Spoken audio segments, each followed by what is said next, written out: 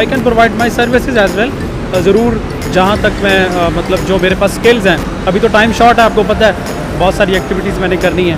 What ever the skills I have learned in my life, तो I am ready to share all the skills, whether they are life skills, whether they are professional skills, whether they are technical skills, whatever I have learned I am ready to share.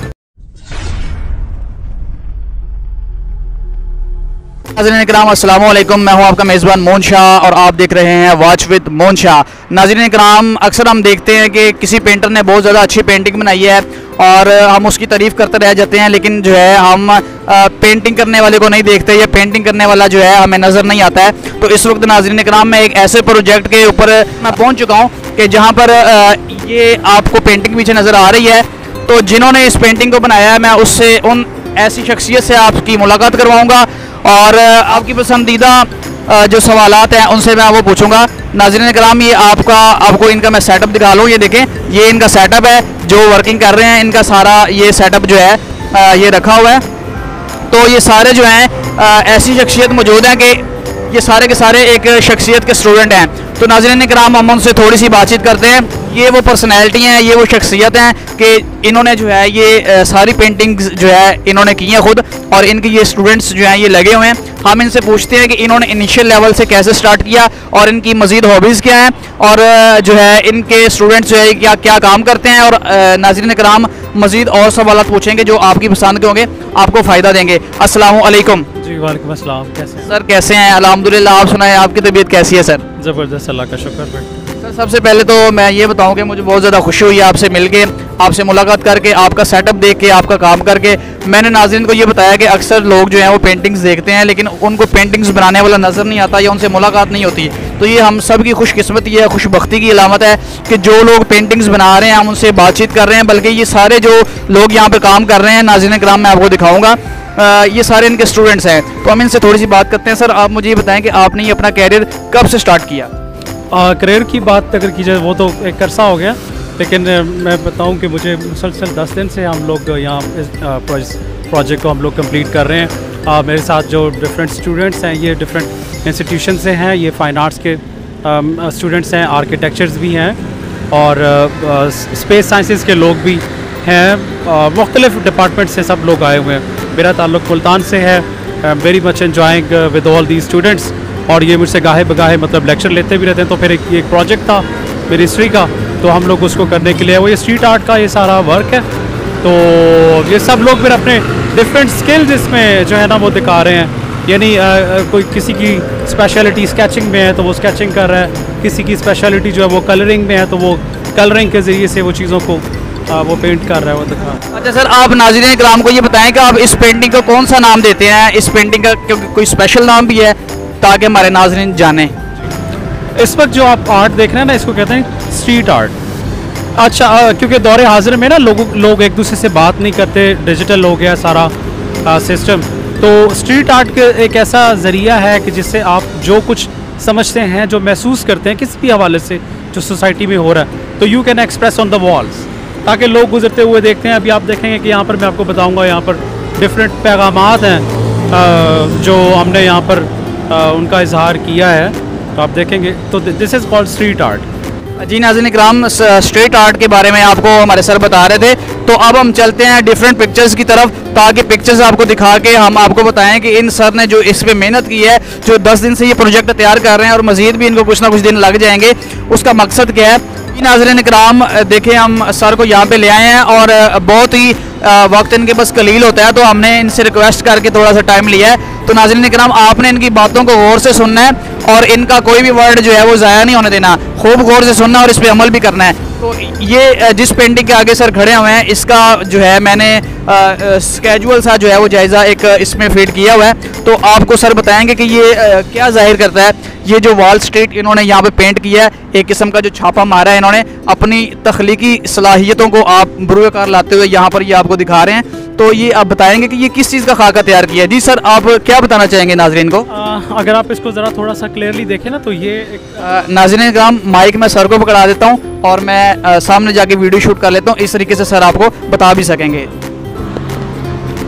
Ji viewers, अगर आप इसको देखेंगे इस painting को, तो ये painting मैंने ये दिखाया है, एक नकाब, एक टेररिस्ट है, एक बंदा जो दहशतगर्द है, और बेसिकली इसके अंदर जो पैगाम दिया गया है, पाकिस्तान जो है ये चंदा देने में, अतियात देने में एक बहुत बड़ा मुल्क है, इसका एक बड़ा स्कोर है। तो हम सब लोग जो यानी चैरिटी में देते हैं, सदका और खैरात जो देते हैं, हम लोग देखते हैं, हम लोग ये नहीं जानते कि ये जो पैसा है ये कहाँ और किस तरीके से इस्तेमाल हो रहा है। तो ये दिखाया गया है कि ये बज़ाहिर तो एक बंदा है जिसने जो पैसे जो लिए हुए हैं तो वो टेररिस्ट एक्टिविटीज़ के अंदर वो इस्तेमाल हो रहा है।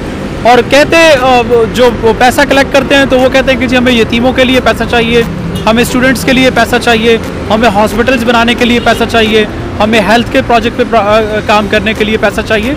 तो वो सो कॉल्ड क्या कैंपेन ये होती है, लेकिन बिहाइंड द कर्टन जो चीज़ होती है वो टेररिस्ट एक्टिविटीज़ में। तो हमें ये देखना चाहिए, सोचना चाहिए। इसके अंदर ये मैंने पैगाम दिया है हम सब ने मिलकर कि हमारा जो पैसा, हमारा जो डोनेशन है वो सही हकदार तक पहुंचना चाहिए।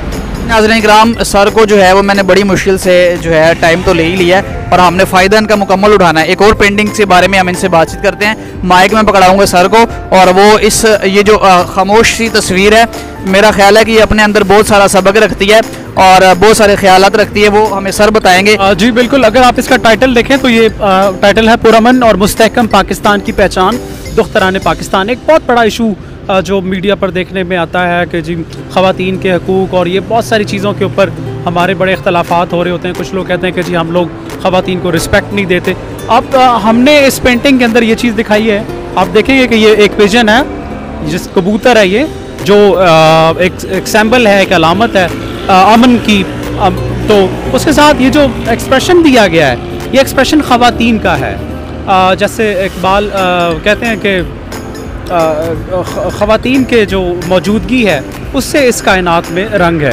तो हमने ये दिखाया कि ख़वातीन ही हैं, औरत वो चीज़ है कि जिससे एक पूरी सोसाइटी, एक पूरा मुआशरा जो है वो मुहज़्ज़ब कहलाता है। और हमारा मुआशरा जो है वो ख़ातून को, बेटी को, माँ को बहुत इज़्ज़त और रिस्पेक्ट देता है और वो उसे तमाम तर शोबा ज़िंदगी के अंदर शामिल और आगे रखता है, फ्रंट पे रखता है। तो इस पेंटिंग के अंदर हमने ख़वातीन को दिखाया कि वो डिफरेंट स्कूल ऑफ थॉट से हों, वो डिफरेंट कल्चर से हों, वो पंजाबी बोलती हैं, वो सराइकी हैं, लेकिन हमारे मुल्क में ख़वातीन की एक बड़ी यानी अहमियत है और एक बड़ी उनकी एक रिस्पेक्ट है।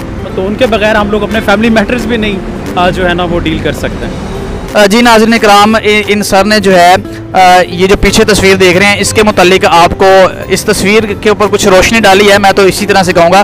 तो इन सर से हम पूछ लेते हैं कि इन्होंने कहाँ से पढ़ा और ये कहाँ से ये कुछ सीखा, और ये आपको भी बताएंगे कि आप कहाँ से जो है, कौन से इंस्टीट्यूट से जो है ये पेंटिंग सीख सकते हैं।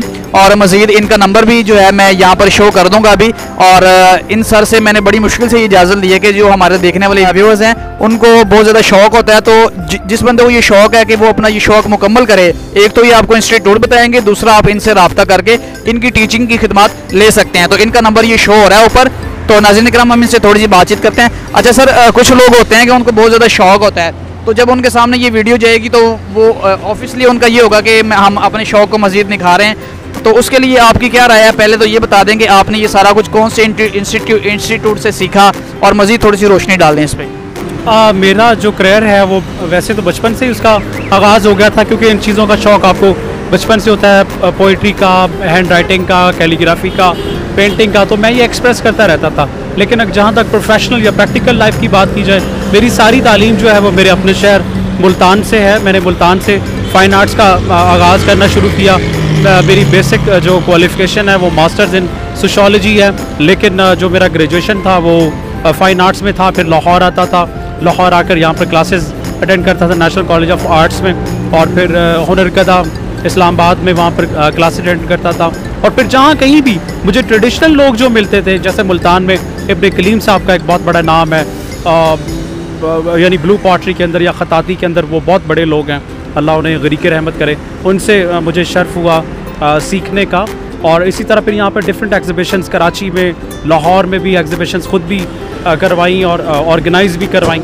तो इस तरीके से मैं ग्रेजुअली चीज़ों को मतलब लर्न करता गया। I went to Balochistan and I went to Sindh, I went to KPK। वहाँ के आर्ट जितने भी आर्टिस्ट हैं सबसे जाके टाइम स्पेंड किया, उनसे सीखा। बहुत कुछ सीखा।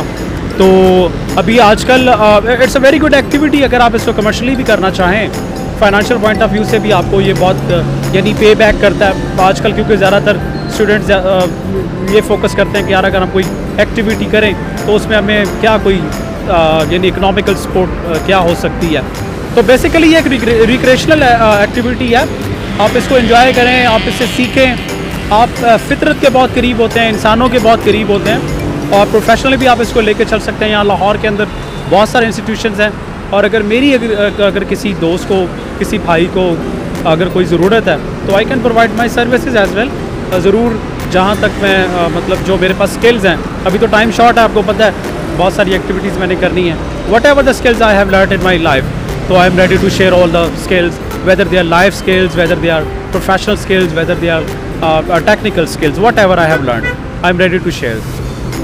और रियली मेरे पास टाइम बहुत कम था, इनकी कन्विंसिंग बार बहुत स्ट्रॉन्ग है मून शाह की, इन्होंने मुझे कन्विंस किया कि सर आप मेरे साथ आएँ, ये एक अच्छी वीडियो और अच्छा पैगाम रिकॉर्ड करवा रहे हैं, आप इनके चैनल को ज़रूर सब्सक्राइब कीजिएगा। It is not only to subscribe the channel, he really deserve for it के जो ये एफर्ट कर रहे हैं, चीज़ों को डिस्कवर करते हैं और आपके सामने लेकर आते हैं। Thank you Moon Shah, thank you.